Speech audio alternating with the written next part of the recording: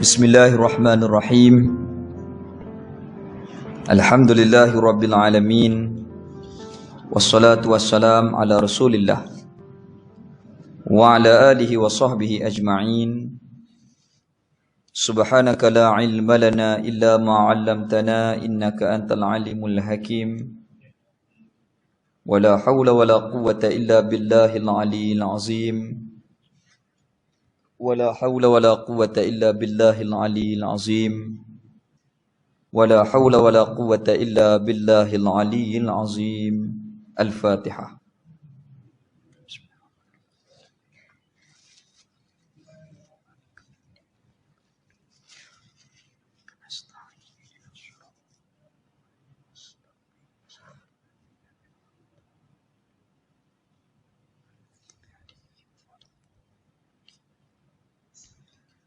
Allahumma salli wa sallim ala Sayyidina Muhammadin fatihil lima uliq wa khatimil lima sabaq nasiril haq bil haq wal hadi ila siratikal mustaqim wa ala alihi wa sahbihi haqqa qadrihi wa miqdarihil azim. Yang dimuliakan seluruh ahli jawatan kuasa masjid, ahli jawatan kuasa qaryah, pimpinan masyarakat, ibu ayah muslimin dan muslimat. Alhamdulillah, kita syukur di atas nikmat kehidupan, nikmat iman Islam yang Allah Ta'ala kurniakan kepada kita. Alhamdulillah, pada hari ini kita sambung balik perbincangan kita muzakarah Risalah Kifayatul Mubtadi yang dikarang oleh almarhum Tuan Guru Haji Abu Bakar Pondok Bandar Hilir rahimahullahu ta'ala. Kita berhenti hari itu ke surat berapa? Ada tanda tak? Bab malaikat ke apa?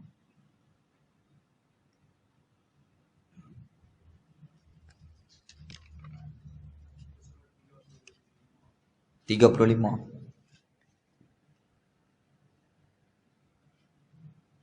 Baik. Muka surat 35. Qala musannif rahimahullahu ta'ala wa nafa'ana bi ulumihi fid darain amin. Minta maaf sampai lewat sikit tadi pergi Sungai Petani. Jumpa menantu kepada pengarang kitab ni, Ustaz Ilyas. Menantu Tok Wajib Bakar ni lah, Ustaz Yazid, Datuk Izaleh, Ustaz Azhari. Ada 3 orang jumpa di Sungai Petani. Saya terlewat balik. Jadi kita sambung muka surat 35. Qala musannif rahimahullahu ta'ala wa nafa'ana bi ulumihi fid darain amin. Kita berhenti hari itu, kita sambung sikit lah. Kedua, wajib beriman dengan secara tafsil. Wajib kita ketahui dan percaya bahawasanya 10 malaikat yang telah diberi tugas oleh Allah Subhanahu wa ta'ala dengan tugas-tugas yang tertentu yang ada hubungan dengan kita, iaitu 10 malaikat tu. Yang pertama, malaikat Jibril alaihissalam. Baik. Jadi wajib kita beriman ada bagi Allah Ta'ala ni makhluknya yang bernama malaikat. Makhluk Allah ni banyak. Terbahagi makhluk Allah Ta'ala ni kepada 3 kumpulan. Yang pertama, kumpulan yang jamadat, benda-benda beku, kayu, batu, besi. Itu jamadat. Makhluk Allah Ta'ala yang jenis beku, jamadat. Yang kedua, haiwanat, binatang, haiwan. Dan yang ketiga, uqala, yang memiliki akal. Makhluk Allah Ta'ala ni pecah 3. Yang pertama, haiwanat. Yang kedua, jamadat. Dan yang ketiga, uqala. Uqala, yakni yang memiliki akal. Yang ada akal ni 3 bahagi. Yang pertama jin, manusia, malaikat. Jadi malaikat Allah ni termasuk di dalam makhluk yang namanya di dalam kumpulan uqala, yang memiliki akal. Tapi dia tak ada nafsu. Manusia ni ada nafsu, ada akal. Malaikat dia ada akal tetapi tidak ada hawa nafsu. Maka malaikat ni Allah Ta'ala jadikan mereka daripada nur. Mereka ini tidak lelaki, tidak perempuan, tidak bersifat dengan sifat manusia. Tak makan, tak minum, tak tidur, tak kahwin. Tapi Allah Ta'ala buat mereka ni banyak. Makhluk Allah yang paling banyak daripada golongan makhluk, iaitulah malaikat. Yang paling banyak sekali. Jadi malaikat ni amat-amat banyak. Berapa? Wallahualam. Tetapi kita beriman dengan 10 ketua-ketua malaikat yang mana ada hubung kait 10 tugas ini dengan kita manusia. Kita bincang dah. Yang pertama wajib kita ketahui. Wajib kita ni kena belajar sampai tahu, sampai faham.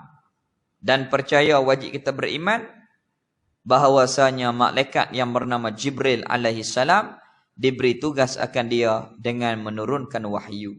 Tugas Jibril menurunkan wahyu. Itu ketua. Malaikat Jibril menurunkan wahyu.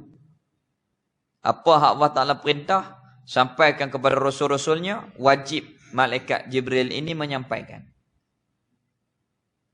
Malaikat Jibril ni sampaikan wahyu di dalam beberapa bentuk. Yang pertama, dalam rupanya yang asal. Besarnya malaikat Jibril ni diriwayatkan sehinggalah kalau dia buka sayap dia terkatuk di antara timur dan barat. Makhluk Allah Ta'ala yang bernama Jibril alaihissalam. Ketua malaikat. Kalau dia katuk, dia buka sayap ni, teduh di antara timur dan barat. Lidahnya banyak. Dan setiap lidahnya menyebut lafaz memuji Tuhan. Di dalam pelbagai bahasa. Kalau bahasa Arab, Alhamdulillah. Bahasa Melayu, segala puji bagi Tuhan. Semua lidah-lidah Jibril alaihissalam memuji Allah Ta'ala. Itu makhluk Allah Ta'ala yang bernama Jibril alaihissalam. Dan cara memberi wahyu ni banyak. Terkadangnya disampaikan dalam rupa yang asal. Terkadang disampaikan dalam rupa yang menyerupai lelaki yang tampan. Lelaki yang segak. Yang berpakaian putih. Malaikat Jibril ni, dia boleh berupa. Berupa orang lelaki yang kacak. Yang handsome, yang segak. Dan terkadangnya disampaikan wahyu itu masuk ke dalam telinga Rasul seperti bunyi dengung yang bersangatan kuat.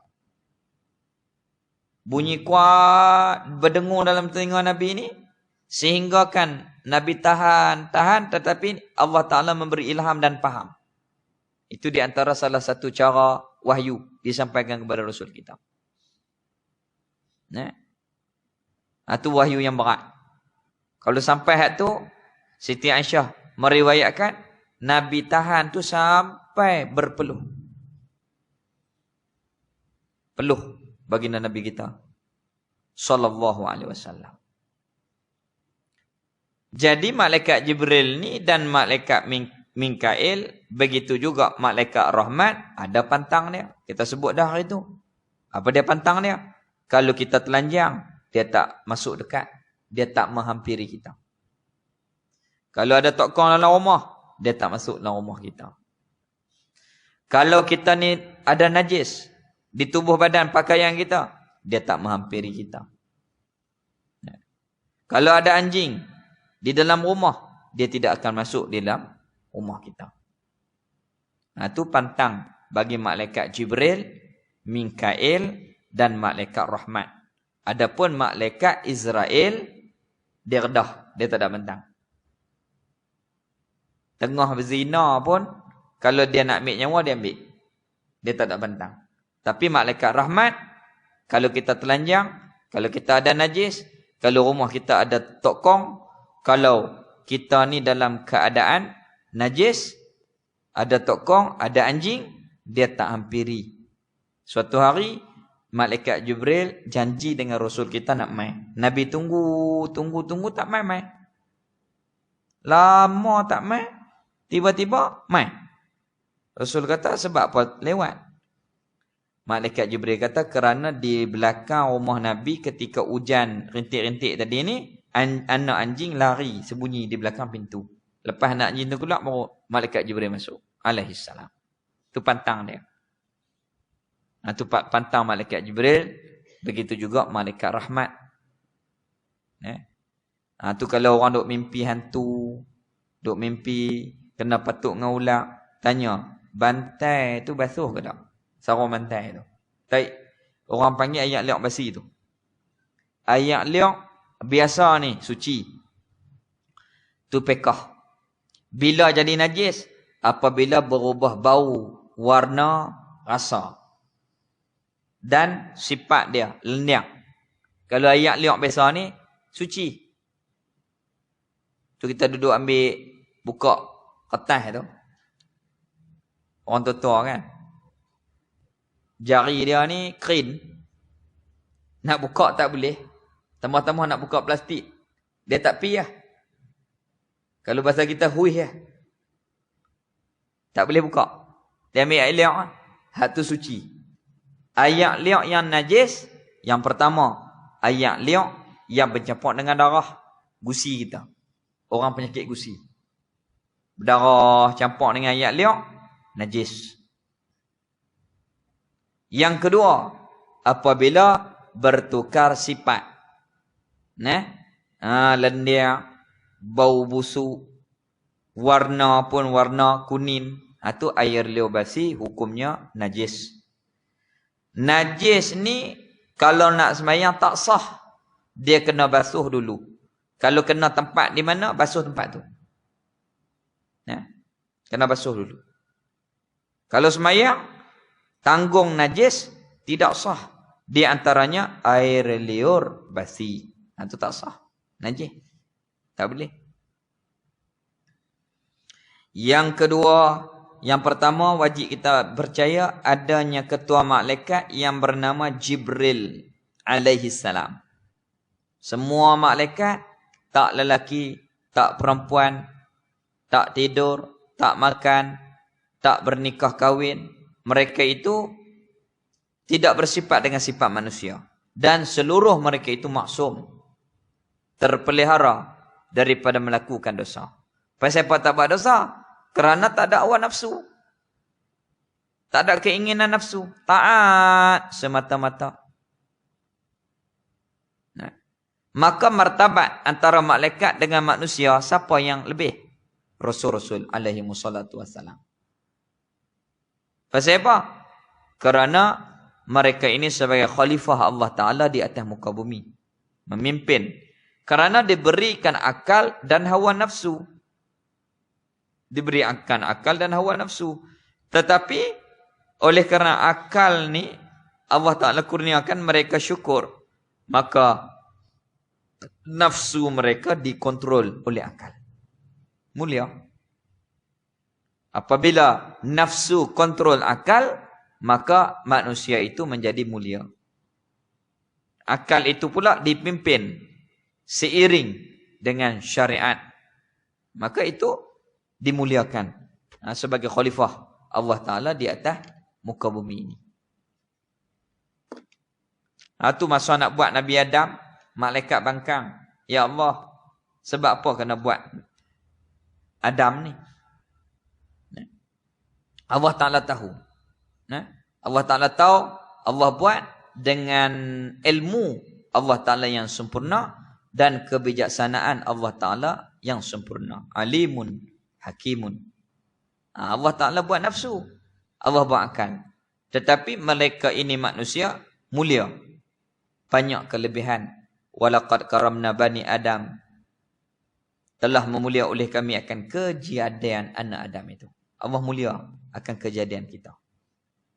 Walaqad karamna bani Adam, telah memulia oleh kami akan kejadian anak Adam. Allah Ta'ala buat kita ni mulia. Lebih mulia lagi apabila kita ni mematuhi syariat Tuhan. Lebih mulia lagi apabila akal kita ini kontrol kepada hawa nafsu kita.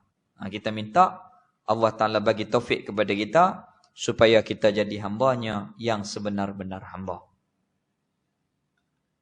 Yang kedua, wajib kita tiap-tiap mukallaf ketahui dan percaya bahawasanya malaikat yang bernama Mikail alaihi salam diberi tugas akan Mikail alaihi salam dengan menurunkan hujan dan rezeki. Punca rezeki ni pada hujan. Tengok.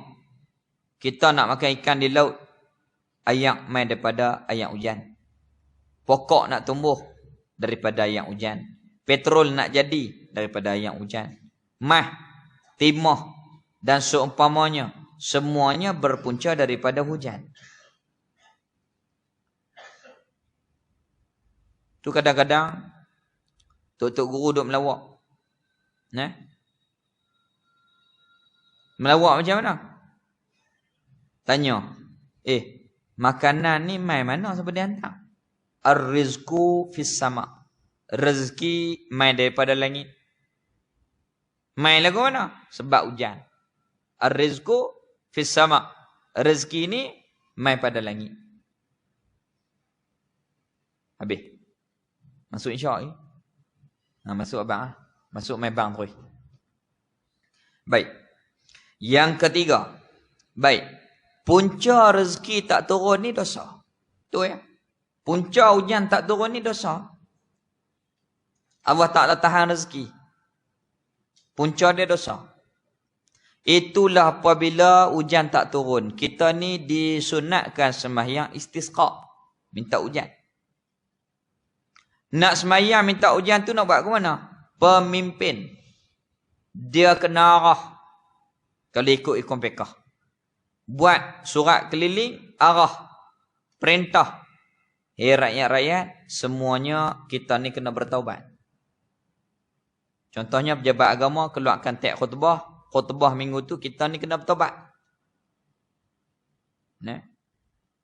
Lepas tu dianjurkan kepada kita ni berpuasa. Lepas tu dianjurkan kepada kita ni sembahyang minta hujan, sunat istisqa. Sembahyang minta hujan ni kalau boleh di padang. Tapi kalau tak boleh padang pun dalam masjid tak apa dah lah, pada tak sembahyang baik sembahyang. Tapi kalau boleh pada hari minta hujan kita sembahyang istisqa tu jangan buka aircon lah. Sebab kita berhajat kepada Tuhan. Nak tunjuk suasana kita ni sangat berhajat. Sehingga kan di dalam kitab fiqh disebut kalau ada anak kecil bawa, kalau ada orang yang uzur, usung mai. Nak tunjuk kata kita ni semuanya berhajat. Orang-orang dulu kalau sembahyang sunat istisqa, terkadangnya tak ada nak habis lagi hujan dah.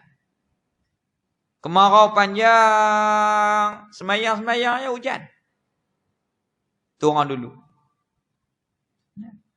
Tu orang dulu. Allah Ta'ala qabul. Allah Ta'ala terima. Allah Ta'ala anugerah doa itu kepada mereka-mereka yang menghubungkan ikhlas hati mereka itu kepada Allah Ta'ala. Itu cara. Kita ni suruh bertaubat. Suruh bertaubat. Macam bala apa-apa mai, kita kena kembali kepada Tuhan. Itu saja. Di samping kita menjaga macam COVID, kita jaga SOP. Tapi yang pentingnya kena seru kembali kepada Tuhan. Yang buat dosa tinggal. Yang tak bertaubat, taubat. Di samping kita perkemaskan SOP yang sedia ada. Macam Brunei. Baca Quran ketika musibah. Sultan bertitah. Semua rakyat-rakyat beta. Kena kembali kepada Allah Ta'ala. Itu cara. Islam anjurkan kepada kita. Apabila main musibah. Dia tak ada sebab lain. Oleh kerana sebab dosa-dosa kita. Oleh kerana dosa kita. Itu kalau tak hujan. Kita ni dianjurkan untuk solat sunat istisqa. Itu yang kedua. Kita beriman dengan malaikat yang bernama Mikail alaihi salam. Malaikat Mikail tugasnya turunkan hujan dan turunkan rezeki. Yang ketiga, wajib kita ketahui dan percaya bahwasanya malaikat yang bernama Israfil alaihi salam diberi tugas akan Israfil alaihi salam meniup sangkakala yang pertama. Apabila tiup sangkakala yang pertama, membinasakan sekalian makhluk ini. Apabila malaikat Israfil tiup sangkakala yang pertama, semua makhluk ni Allah binasakan. Kecuali beberapa perkara. Yang pertama sirat, mizan, ajbuz zanab, roh, arash, kursi. Itu Allah Ta'ala pelihara, tak binasa. Hak lain, hancur habis. Hak lain binasa habis. Apabila tiup sangkakala yang pertama, Israfil alaihissalam meniup sangkakala yang pertama, Allah Ta'ala binasakan seluruh makhluk ini. Lepas binasa makhluk ni, malaikat Israfil pun Allah matikan dia. Dia pun kena mati. Kullu man 'alaiha fan, tiap-tiap sesuatu pastinya binasa. Semua makhluk ni binasa. Nah, kullu nafsin za'iqatul maut, tiap-tiap yang bernyawa pasti mati. Sehingga kan Israfil pun mati selepas dia tiup sangkakala yang pertama. Lepas tu Allah Ta'ala hidupkan dia kembali dan meniup sangkakala yang kedua. Maka pada ketika itu menghidupkan balik oleh Allah Ta'ala sekalian makhluk ini. Allah Ta'ala hidupkan kita kembali. Hidup balik. Hidup balik nak pergi mana? Nak pergi negeri yang bernama mahsyar. Nak pergi satu negeri pula yang bernama mahsyar. Itu wajib kita beriman. Kita akan pergi pula satu negeri yang bernama mahsyar. Innakum yaumal qiyamah tub'asun. Sesungguhnya pada hari kiamat akan dibangkitkan kembali daripada hidup. Kita ni akan hidup kembali selepas daripada mati, hidup balik. Kita akan hidup balik. Itu janji Allah Ta'ala, itu pasti. Wajib kita beriman. Apabila kita beriman, kita akan hidup balik. Maka persiapkan diri kita di dunia ni. Persiapkan lagu mana? Bertaubat. Dosa kita. Nah, lebih-lebih lagi ini 10 awal di dalam bulan Zulhijjah. Dianjurkan kepada kita menggandakan ibadat. Orang pergi Mekah, kita tak pergi. Lepas tu kita nak buat apa? Gandakan ibadah. Banyakkan sedekah. Banyakkan zikir. Banyakkan selawat. Banyakkan kita ni buat kebajikan. Banyak kita menolong orang. Banyak kita ni menolong anak yatim dan seumpamanya. Nah, kalau boleh puasa 9 hari. Kalau tak larat, ambil hari Arafah. Kerana puasa pada hari Arafah, hari Rabu ni. Nah, Nabi janji apa? Allah Ta'ala akan mengampunkan dosa-dosa yang kecil. Dosa tahun ni dan dosa tahun lagi akan datang. Dosa tahun ni dan dosa tahun nak main. Allah ampun. Itu besar ganjaran oleh kerana besarnya pangkat Nabi kita yang mulia sallallahu alaihi wasallam. Itu wajib kita syukur menjadi umat Nabi. Pasal apa? Kerana banyak lebih. Lebih lagu mana? Buat sikit sehari ya puasa. Kerana Allah Ta'ala betul-betul kita jaga hati kita. Ganjaran dia, Allah Ta'ala ampunkan dosa hak tahun ni dan tahun lagi akan datang. Hak tahun depan pula, puasa pula. Dapat ganjaran lagi kalau panjang umur. Azam. Nah, azam.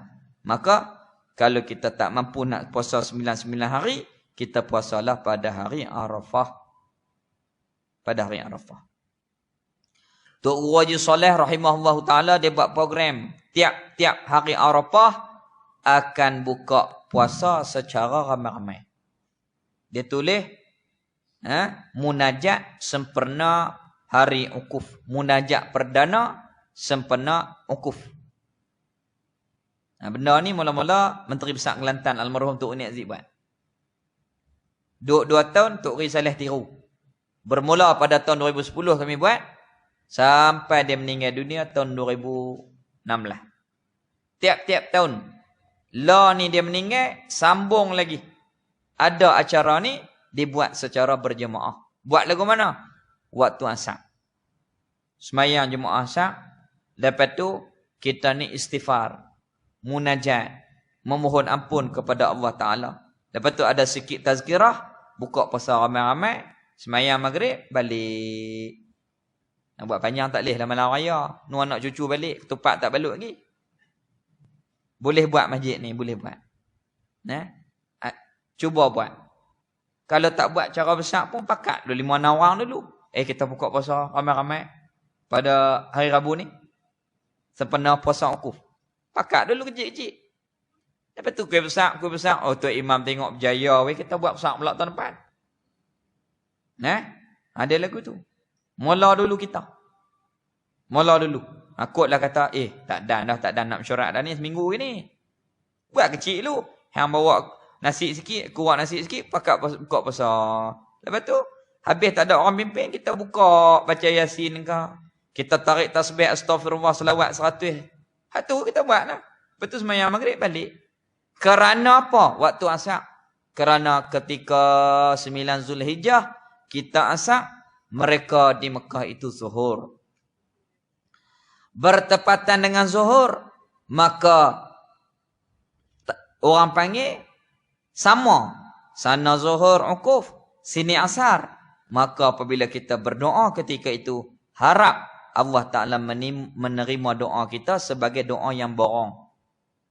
Allah Ta'ala terima semua. Allah Ta'ala angkat semua doa. Allah Ta'ala terima doa semua pada ketika itu. Maka kita bertaubat kepada Tuhan. Kita berdoa kepada Allah Ta'ala supaya Allah Ta'ala beri kepada kita iman. Kurniakan kepada kita taufik. Matikan kita dalam iman. Selamatkan kita di dunia, di akhirat. Jauhkan kita daripada segala fitnah akhir zaman. Fitnah Dajjal, fitnah kubur, fitnah ketika sakaratul maut. Fitnah di alam kubur, fitnah di alam mahsyar. Kita minta selamat. Habis tak ada, Rabbana atina fid dunya hasanah wa fil akhirati hasanah wa qina adzabannar. Kita doa tu. Selamat dunia, selamat akhirat. Habis. Jadi semuanya akan binasa apabila malaikat Israfil tiup sangkakala yang pertama, Allah binasakan semua. Setelah malaikat Israfil tiup sangkakala yang kedua, semua kita akan dibangkitkan kembali pergi ke mahsyar. Pergi ke mahsyar pula. Buat apa? Untuk dihitung amal ibadah kita.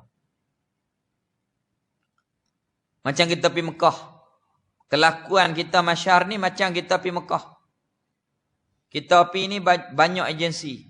Ada Travel Tiram, ada Suhbah, ada Andalusia, ada tabung haji. Begitu juga kita bangkit di akhirat. Ada game masjid, ada game main bola, ada game nyanyi. Bangkit sama-sama game tu lah. Kalau kita game masjid, alhamdulillah. Mujok.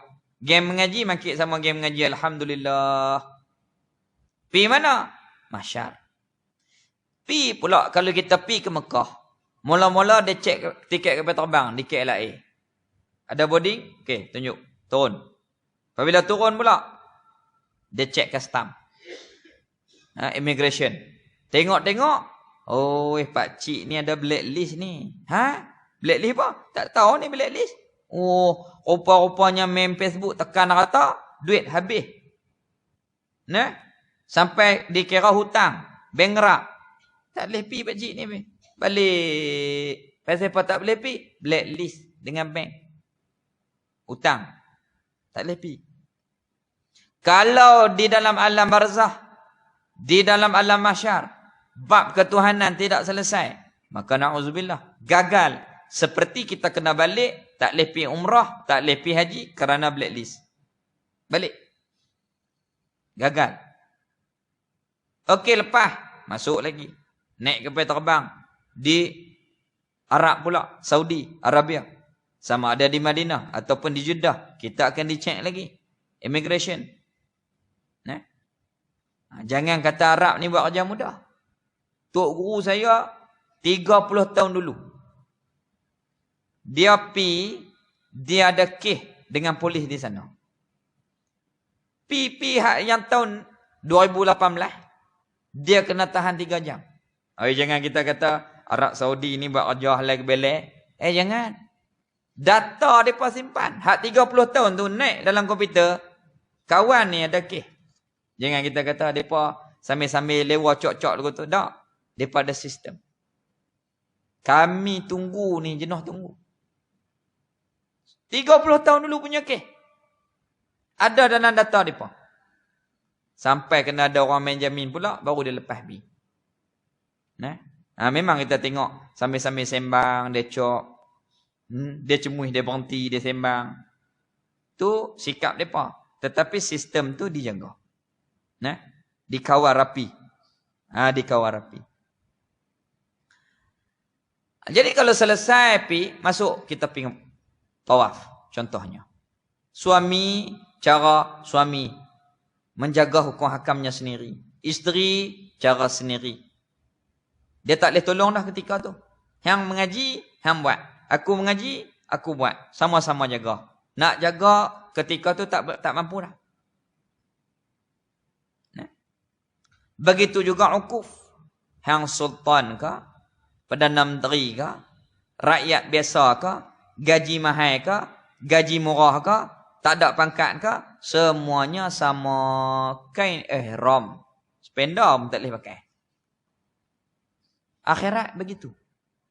Semuanya bangun pada hari itu akan dalam keadaan telanjang semua. Tak malu ke? Nak malu celah mana? Tak ada nak bicara orang. Takut kita ni jalan memikirkan hal kita. Selamat ke tak ni? Nak fikir orang tak ada dah. Nak bicara orang tak ada dah. Maka pada ketika tu fikir kita di dunia ni. Kita kata jom pergi mengaji Dia kata dah pencin. Lepas pencin kata jom pergi mengaji Cucu pula. Cucu kita tu nak bagi tolong kita ke di akhirat? Tak. Dia berjalan selisih dengan kita tu dia tak heran kita dah. Kita tak heran dia tak heran kita dah. Akhirat nanti. Dia tak heran kita dah.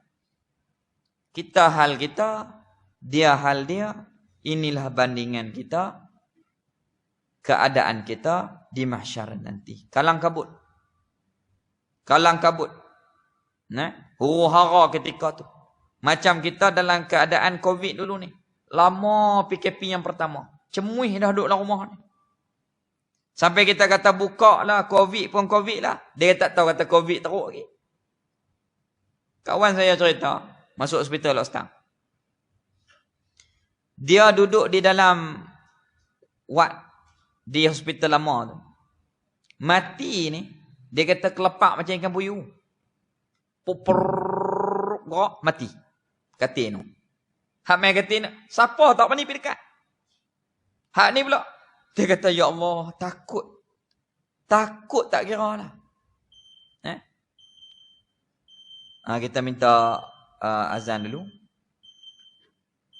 InsyaAllah kita sambung lepas ni.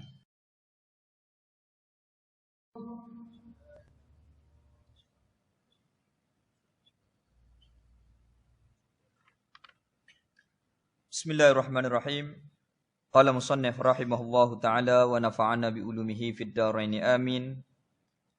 Surat 35 bawah sekali, wajib kita ketahui dan percaya bahwasanya malaikat yang bernama Israel alaihissalam diberi tugas akan Israel alaihissalam oleh Allah Ta'ala untuk mengambil nyawa sekalian makhluk. Yang mematikan kita ni Allah Ta'ala, tetapi dengan asbab daripada malaikat Israel alaihissalam. Jadi malaikat Israel alaihissalam dia tak ada pantang. Kalau orang najis pun dia cabut nyawa. Kalau orang telanjang pun dia cabut nyawa. Kalau dalam tandas pun dia cabut nyawa. Malaikat rahmat dia ada pantang. Kalau dalam tandas dia tak masuk. Tempat najis dia tak dekat. Orang telanjang dia tak dekati. Rahmat. Malaikat rahmat Jibril Mikail tadi. Kalau ada anjing, tokong, dia tak dekat. Ni Israel alaihi salam, tak, dia tak ada pantang. Tok kong ada ke, anjing ada ke, dalam keadaan telanjang ke, dalam keadaan najis ke, tetap dia masuk. Sampai masa dia ambil, dia ambil. Ini yang dinamakan malaikat Israel alaihi salam.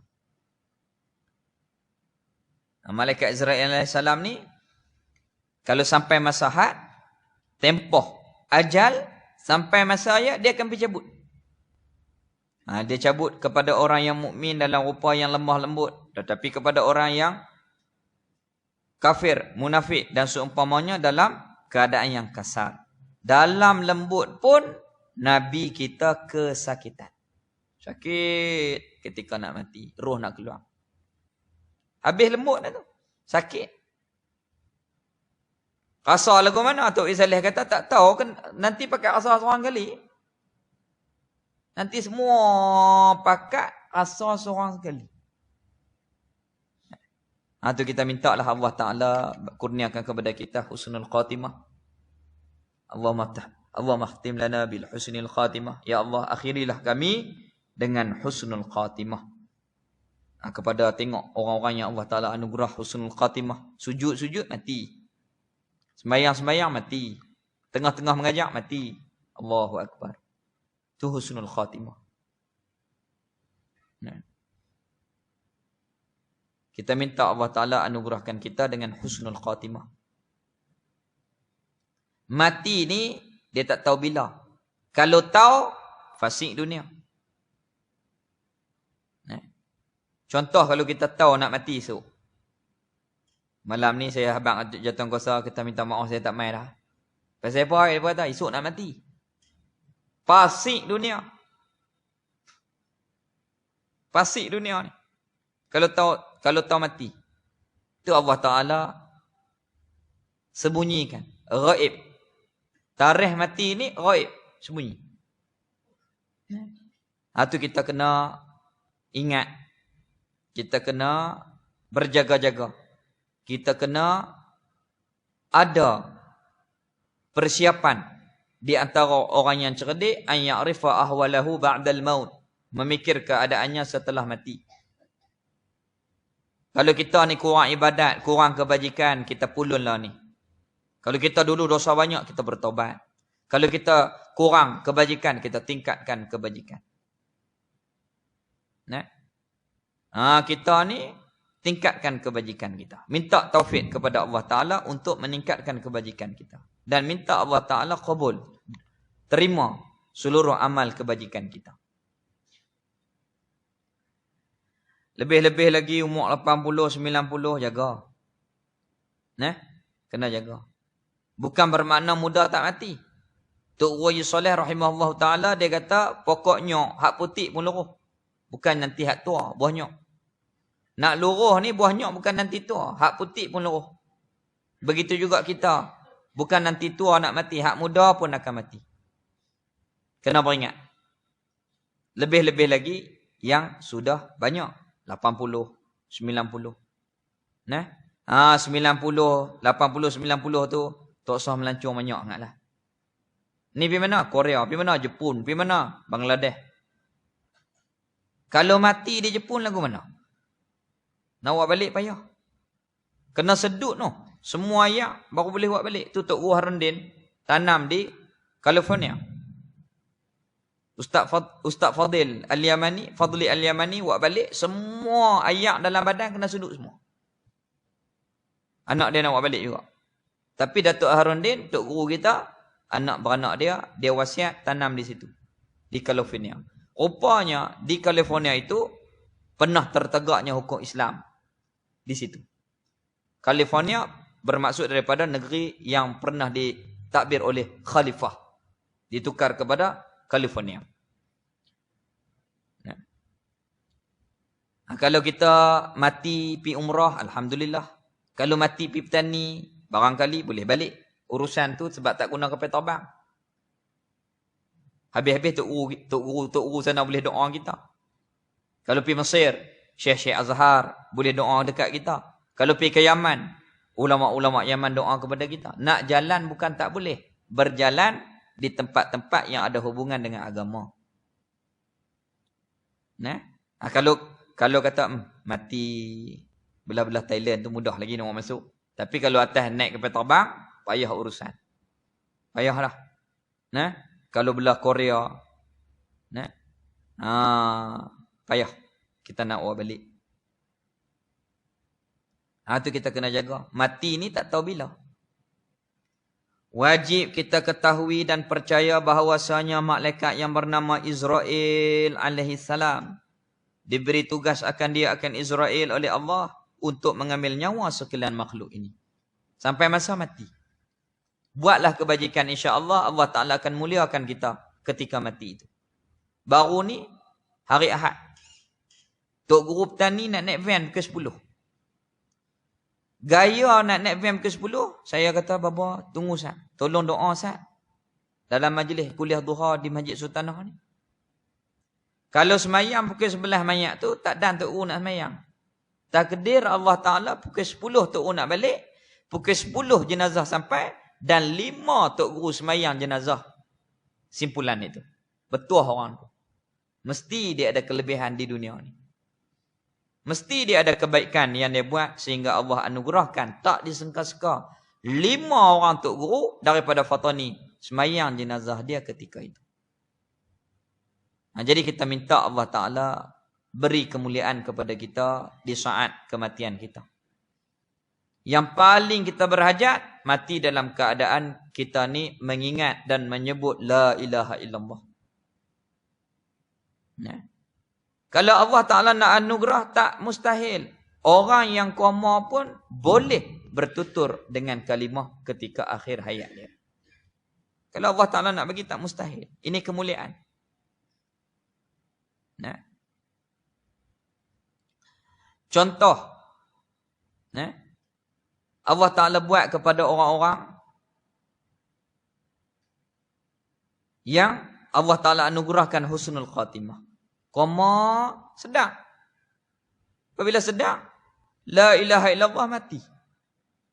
Ataupun sebelum koma, La ilaha illallah koma. Terus. Sampai habis hayat. Itu Allah Ta'ala muliakan mereka dengan husnul khatimah. Dan kita minta Allah Ta'ala juga muliakan kita dengan husnul khatimah. Itu tujuan cita-cita kita. Itu matlamat kita. Kita minta kita ni diterima oleh Allah Ta'ala menjadi hamba Allah yang benar. Yang siddiq. Yang diterima oleh Allah kita ni sebagai hambanya yang benar. Habis itu. Jadi ini anugerah Allah Ta'ala kepada hamba-hambanya yang sentiasa berhajat. Ud'uni astajib lakum. Sentiasa kita berdoa. Moga-moga Allah Ta'ala kubulkan doa kita. Hari-hari kita doa. Allahumma khtim lana bil husnil khatimah. Ya Allah, akhirilah kami dengan kesudahan yang baik. Allahu Akbar. Tengok, kalau kita tengok ulama-ulama kadang-kadang tengah-tengah baca ayat Quran mengajak mati. Wah, mulia. Tengah-tengah sujud mati. Tengah-tengah duduk di dalam sujud meninggal dunia.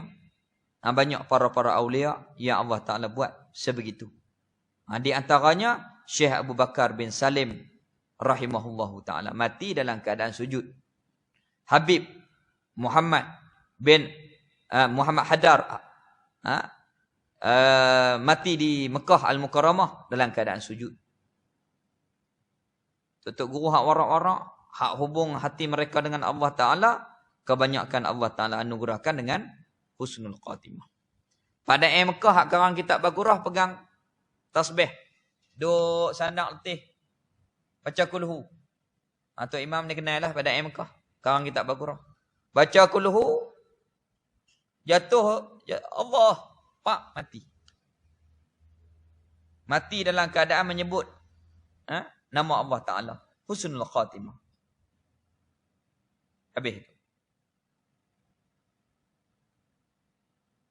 Wajib kita ketahui dan percaya bahawasanya malaikat yang bernama Munkar, Nakir, diberi tugas akan dia oleh Munkar dan Nakir, oleh Allah Ta'ala untuk menyoal dan menyeksa orang orang yang mati yang derhaka kepada Allah Ta'ala di dalam kubur.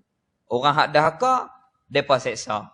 Orang hak yang taat, mereka memberi layanan, memberi nikmat kepada orang yang mati itu. Tu mati kan? Kalau tak ada kubur, tetap adanya alam barzah. Tak usah cakap benar.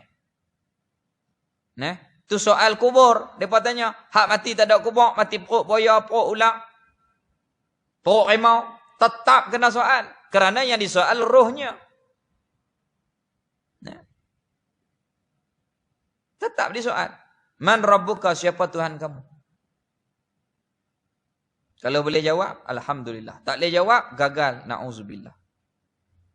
Itu kita kena mengaji ilmu tauhid supaya iman kita sah. I'tiqad kita seperti i'tiqad yang dikehendaki oleh Allah kepada kita. Nikmat kubur ni nyata dan zahir. Berlaku banyak di Mekah Al-Mukarramah. Apabila 4 tahun, maka digali semula, dibongkar akan kubur-kubur mereka. Di antara kubur-kubur wali-wali, di antara kubur ulama, banyak daripada mereka itu tidak aput. Di antaranya Profesor Dr. Said Muhammad Alawi Al-Makki rahimahullahu ta'ala, ulama ahlu sunnah wal jamaah yang ada di kota Mekah Al-Mukarramah. Tak aput. Dia meninggal tahun 2004. Lepas 4 tahun orang buka, tak aput. Apabila tak aput, kubur mereka tidak akan dibuka sehingga sampailah kepada kiamat. Sehingga kan orang-orang yang menentang fahaman dia ketika hidup, maka apabila tengok jenazah dia tak aput, mereka semua berpaling ikut kepada pemikiran dan akidah yang dipegang oleh Abu Said Muhammad Alawi Al-Makki rahimahullah ta'ala. Banyak tak aput. Di antaranya Syekh Nawawi Al-Bantani, ulama tanah Melayu kita, mati di Mekah tak aput. Di Maklah. Syekh Muhammad Alawi Al-Makki tak aput. Banyak lagi ulama-ulama yang tak aput di perkuburan Maklah. Tak aput. Itu nikmat. Mati tahun-tahun dah tak aput.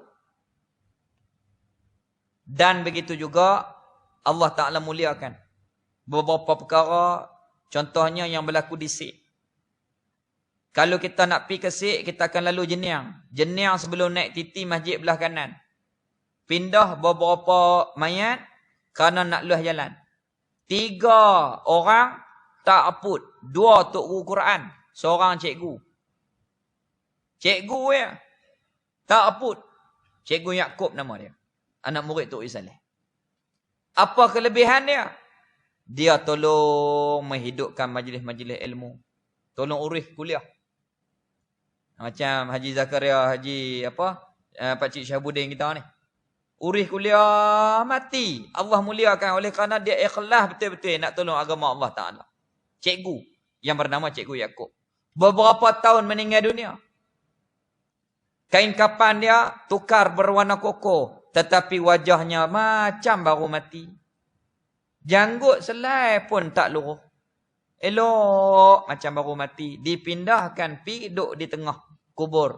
Perkuburan Masjid Jeniang. Kalau pergi tanya, mana kubur hak yang tak aput? Dia tunjuk. Ni, 2 tok Quran. Daripada orang luar. Bukan orang Jeniang. Daripada orang kota Kuala Muda. Ajak Quran. Tak aput. Yang kedua, Cikgu Yaakob tu. 2 orang guru Quran, seorang lagi Cikgu Yaakob. Begitu juga yang berlaku di Berih. Nak buat empangan Berih, korek di Sungai Batang. Apabila korek, ada jenazah tak aput, di antaranya seorang perempuan. Perempuan ni anak murid Tok Isaleh. Dia tanya keluarga dia, apa kelebihan ni makcik ni? Keluarga dia kata, kami tak tahu semuanya, biasa saja. Dia duduk macam orang kampung. Tak tahu apa kelebihan dia. Tanya Tok Guru. Pakcik. Dia panggil pakcik di Sik. Kita panggil Tok Guru. Kami panggil baba di pondok. Pakcik. Kat Tok Isaleh lah. Dia panggil pakcik.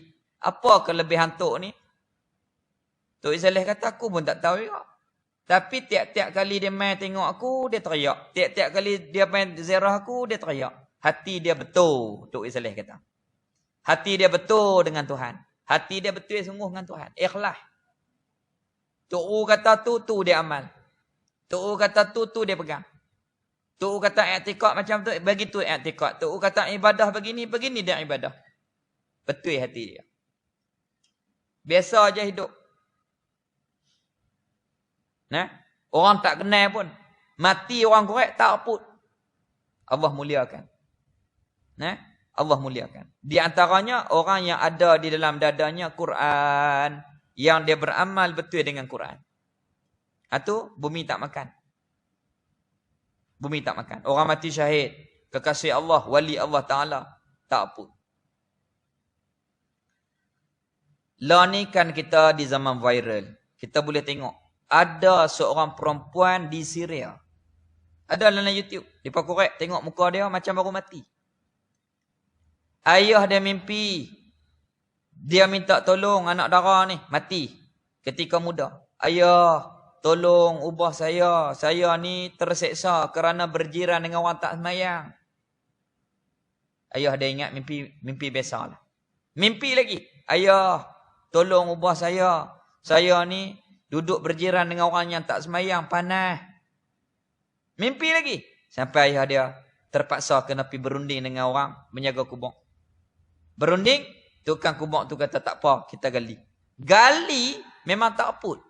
Senyum saja macam baru mati. Segok. Dan ternyata dia ubah pergi ke tempat lain. Ini nyata. Kita nak duduk rumah pun kena cari jiran juga. Mayang ke tak ni? Begitu juga kubur. Kita kena cari untuk berteduh, untuk mengambil teduh daripada orang-orang yang beriman, yang taat, ahli-ahli khair, ahli-ahli soleh, ahlillah. Supaya kita dapat berkat rahmat dia tu, kita selamat. Nah, kena pilih. Ini nak bedah sikit. Wajib kita ketahui dan percaya bahawasanya malaikat yang bernama Raqib Atid diberi tugas akan dia oleh Allah Ta'ala untuk mencatat ataupun menulis amal kebajikan atau kejahatan seorang hamba daripada mukallaf hingga mati. Kita ni semua amal kita dicatat. Sama ada amal taat ataupun amal maksiat. Tetapi rahmatnya Allah Ta'ala, kalau kita cita-cita nak buat taat, tulis dah kebajikan. Kalau cita-cita nak buat maksiat, tak tulis lagi. Sampai buat baru tulis. Allah Ta'ala bagi rahmat. Tulis hak buat jahat ya. Kalau cita-cita tak tulis lagi. Kalau hak taat, cita-cita pun tulis dah. Seluruh. Sehingga kan kita ni, seluruh apa yang dikatakan, apa yang dibuat, semuanya dicatat oleh malaikat Raqib dan Atid. Raqib dan Atid. Itu wajib kita beriman. Semuanya akan dihitung. Kalau Allah Ta'ala tak hitung, tak timbang pun Allah tahu dah. Kerana Allah tu alim. Ilmu Allah Ta'ala tu sejak daripada azali. Sebab apakah dihitung? Kerana untuk menyatakan keadilan Tuhan. Pasal apa? Kerana dunia ni banyak orang berlakon. Nampak baik. Tapi jahat lebih pada hantu raya belakang orang. Ni kawan saya cerita, na'udzubillah. Dia kata, ustaz tahu tak nak cerita ni? Apa dia? Saya jaga motorwave, saya duduk sebulan lebih di Mekah. Bukan seorang dua, banyak motorwave ni tak semayang. Subuh tak semayang, zuhur tak semayang, asar tak semayang. Cakap Arab macam ayat. Tak semayang. Saya kata betul ke? Betul lah dia kata. Tak, saya kata sehari tu kot mereka letih, mereka khudar. Tak hari-hari. Saya tahu, saya ketua mereka. Na'udzubillah. Di tanah suci Allah Ta'ala. Di Mekah Al-Mukarramah. Kalau di Mekah pun tak semayang. Kalau balik tanah Melayu macam mana? Kalau balik Malaysia, na'udzubillah. Macam mana mereka duduk? Ni akhir zaman. Nabi kata, orang pergi Mekah untuk berniaga. Orang pergi Mekah untuk melancong. Ternyata, zahir. Di akhir zaman. Na'udzubillah. Tu Allah Ta'ala suruh Raqib dan Atid tulis. Pasal apa? Dedah di akhirat nanti. Ni. Di dunia dulu ni berlakon ni. Ni amal dia. Yang sebenarnya. Na'udzubillah. Itu kita minta Allah Ta'ala ampun dosa kita. Minta Allah Ta'ala tutup aib kita supaya di akhirat nanti kita selamat. Kalau tak hitung pun Allah Ta'ala tahu dah. Dia ni syurga, dia ni neraka. Tapi dihitung. Pasal apa dihitung? Menyatakan keadilan Allah Ta'ala. Nak zahirkan keadilan Allah Ta'ala. Orang tak boleh petikai dah. Nyata satu. Wajib kita ketahui dan percaya bahawasanya malaikat yang bernama Malik Ridwan diberi tugas akan dia untuk menjaga syurga. Malik Ridwan menjaga syurga. Malik Zabaniyah menjaga neraka. Wajib kita ketahui dan percaya bahawasanya malaikat yang bernama Malik Zabaniyah diberi tugas akan dia untuk menjaga neraka. Tugas dia jaga neraka. Inilah cara percaya akan malaikat. 10 ni ketua malaikat. Israel seorang, tapi anak-anak buahnya ramai. Kadang-kadang kita muskil. Macam mana Israel seorang nak cabut nyawa pukul 8 seluruh dunia? Di Bangkok, di Jepun, di Syria, di Yaman, di Mekah, di Malaysia. Malaysia pula di Kelantan. Orang mati pukul 8 orang. Dia dan lagu mana?